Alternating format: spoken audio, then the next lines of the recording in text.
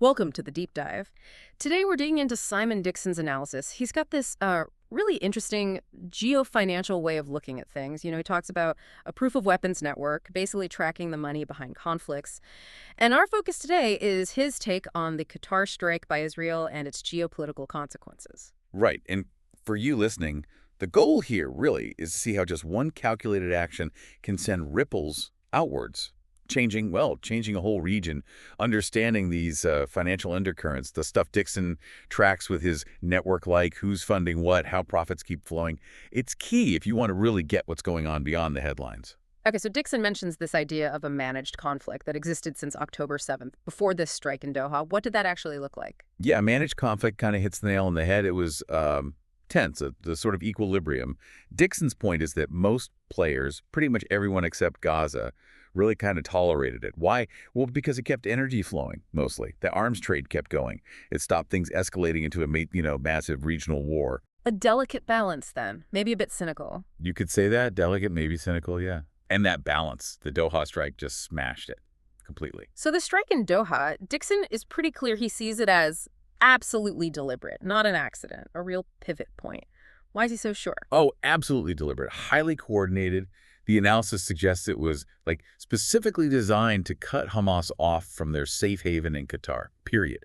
It's a major strategic hit. It breaks Qatar's monopoly on mediating these things, and it sends a chilling message, really. Diplomatic cover doesn't mean you're safe. Right. And Qatar's been in this tricky spot for years, hosting Hamas. How does this strike affect them now? What's their move? Well, this is where it gets interesting strategically for Qatar. If they just kick Hamas out directly, it would look bad, right? Like betraying the Palestinian cause. Politically difficult.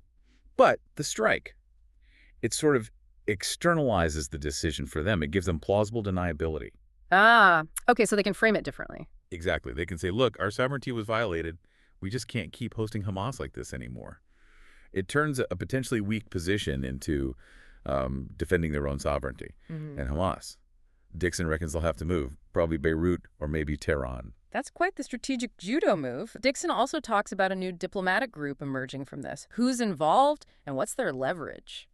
Yeah, this is potentially a big shift. We could be looking at Saudi Arabia, Egypt, maybe France stepping up more, with the U.S. involved too, of course. And their leverage, increasingly financial, according to Dixon.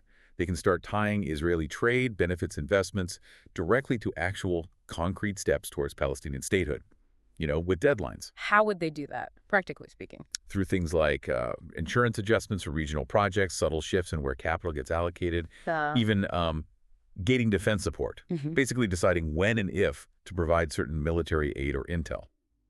And Dix's feedback also adds this layer. He argues this whole situation makes Israel look like his words, a weaker rogue state. A weaker rogue state. That's strong language. It is.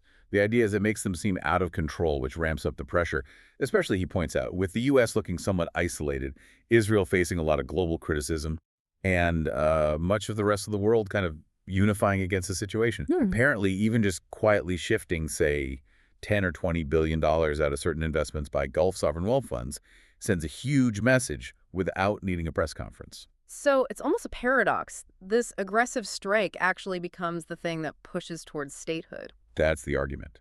It could be the first real catalyst, Dixon thinks, to make the conflict just too expensive to maintain. To make peace, frankly, the only profitable way forward.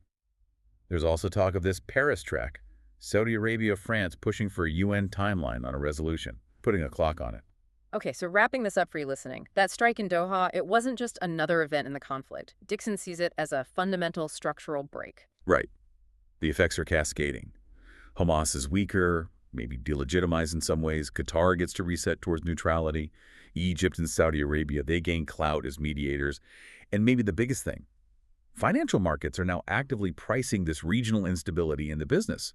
That gives Arab states, European powers, a new kind of leverage they didn't quite have before. So the pressure is mounting. Exactly. And the challenge now, as Dixon sees it, is keeping that pressure on, making the cost of doing nothing really clear on balance sheets until there's a real roadmap agreed upon. Because, and this is Dixon's final thought really, deep down, everyone knows that ultimately peace will be profitable.